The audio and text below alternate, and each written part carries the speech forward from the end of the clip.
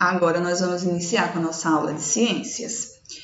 Hoje nós vamos ver os diversos ambientes e seus elementos, tá? Iremos ver as relações de seres vivos com o ambiente, né? Sabemos que o solo, a água, o ar, a luz são muito importantes para os seres vivos. E existe a relação, né? A relação entre os seres vivos e os não vivos formam o quê? Formam um ecossistema. Os seres vivos, só relembrando, são aqueles que têm vida. Já os não vivos são os que não têm vida. Os elementos não vivos servem de habitat para os seres vivos. Aí, no caso, a água serve de habitat para os peixes, né? A terra, por exemplo, serve de habitat para as minhocas. Então, o habitat é o local onde vive aquele determinado ser vivo, certo? Esses elementos, eles sozinhos, eles não formam um ecossistema, tá? Mas uma parte deles, eles apenas o compõem quando estão reunidos, é o que a gente vai ver aí. Então, vamos lá, preste atenção. Diversos ambientes e seus elementos reconhecendo um ecossistema. Akira estava gostando muito de poder ajudar Masaru e Ita na lição de casa. Eles ainda estavam com dificuldade e precisavam dessa ajuda. Essa atividade é difícil. Conhecemos uma grande diversidade de animais que interagem com o ambiente. Mas o que esses animais têm a ver com os elementos não vivos?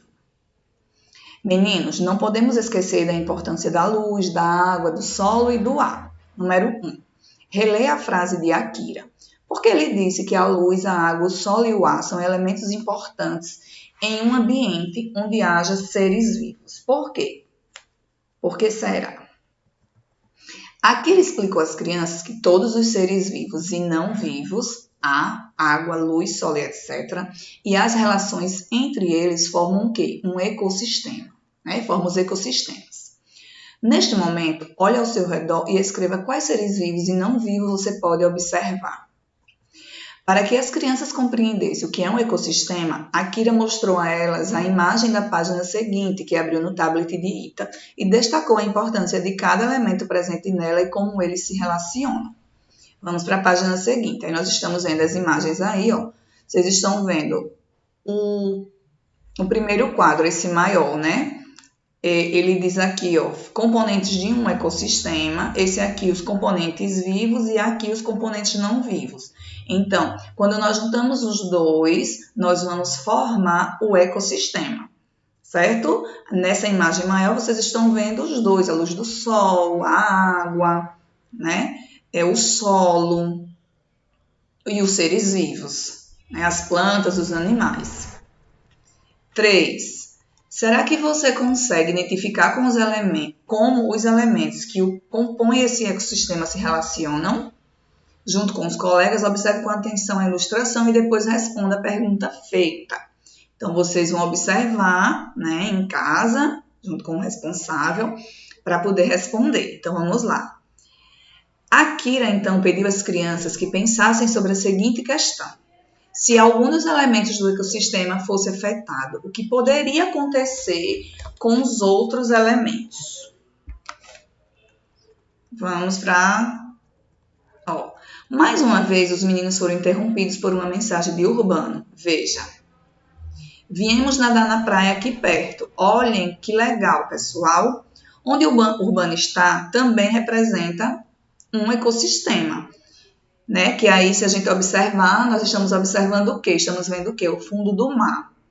Alguém já mergulhou? Alguém já teve a oportunidade de ver o fundo do mar, né? Pessoalmente ou através de desenhos, de filmes? Vamos lá. 22. Você concorda com a fala de Ita? Por quê? Akira explicou às crianças que os ecossistemas observados nas imagens apresentam características próprias e diferenciam-se quanto aos elementos que os compõem.